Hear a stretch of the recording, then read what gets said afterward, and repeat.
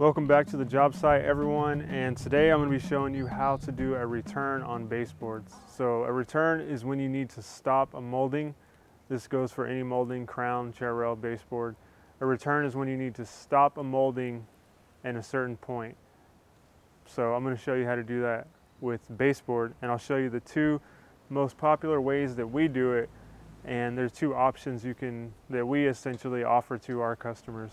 The first option that I'm going to show you is one that I actually used today. Today I had to return the baseboard at the edge of a staircase, and that's the option that I'm going to show you right now. All you're going to do, usually on a miter saw you cut baseboard in the upright position because most of the time you're working with, at least we're working with about 5 to 6 inch bases, so we can cut them on this big 12-inch miter saw.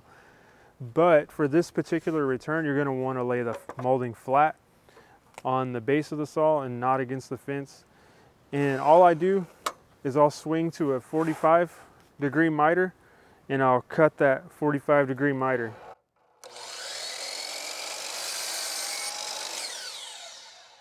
This is my waste piece, and then this is my actual piece.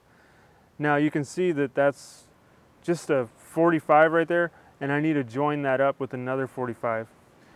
But when I join that up with the next 45 to dead end it into the floor, I'm going to need to cut it perfectly right there on the next piece so it's perfectly lined up with this one.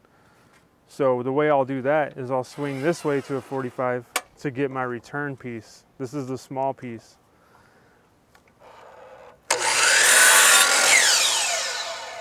And what I like to do, here's a little trick for you. So here's my actual piece. This is all samples, obviously. I'm not really using this in the house. So here's my actual piece that this could be as long as you can imagine, whatever you need. What I do on my return, I'll just flip the molding upside down, and then I will cut it in position. And what I will do is I'll go to a 0-degree cut, and I'll just cut right there. You see how that MDF and that primer split? I'm going to try to cut it right on that line where they meet up right there. And that will be exactly how tall the return piece needs to be. So there's no measurement for that return piece. And most returns there isn't a measurement needed. So I'm going to get right on that edge. So what you'll end up with is this. This is a return, and you can see that it's perfectly lined up at the top and at the bottom. So that's option number one, and this would sit, this sits on the staircase, up against the staircase like that. So the staircase has like a little bull nose hangover, and then I just go to the edge of that basically, where it flattens out right before it rounds over. This is one option. The other option is just to do an upright, the same exact process, but we'll do this in the upright position. So if you remember the first option, I laid it flat. This option, I'm going to just keep it in position like it's on the wall. Then I'm going to do an outside 45 miter. And that's waste.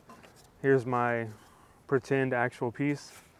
Then we're going to swing the other way and just get our return piece cut. And same thing with this. You can flip this upside down. You can see right on the point, right where I made that cut, that 45, I want to cut it right there. I'll grab the pencil so I can show you where I need to make this cut. So right there, I need to make this cut. And here, the edge of my blade needs to just pass right next to that.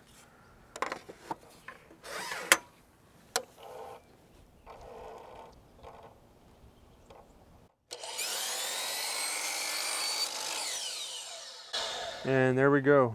This is our return piece, and this would be glued on here, or if you had a hardwood, you could pin nail this in with some wood glue. But I use fast acting CA glue for all of my MDF, and it would be up against the wall like that. So there's your two options for baseboard returns that we use, that we offer. You've got the 45 down into the floor, and then the 45 into the wall. And I'll usually, it's windy out here, this stuff's blowing around. I'll usually just let them choose which one they like better.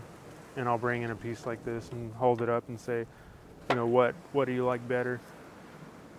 And beauty is in the eye of the beholder, and they tell me what they want and I do it. So there you have it, guys. 2 simple ways to return baseboard when you need to stop at a staircase or any kind of transitions where you need to stop baseboard. All moldings have returns like this, and I'll show you how to do them on everything. This is the first video, and this is how to return baseboard molding. Thanks for watching, and I'll see you guys next time.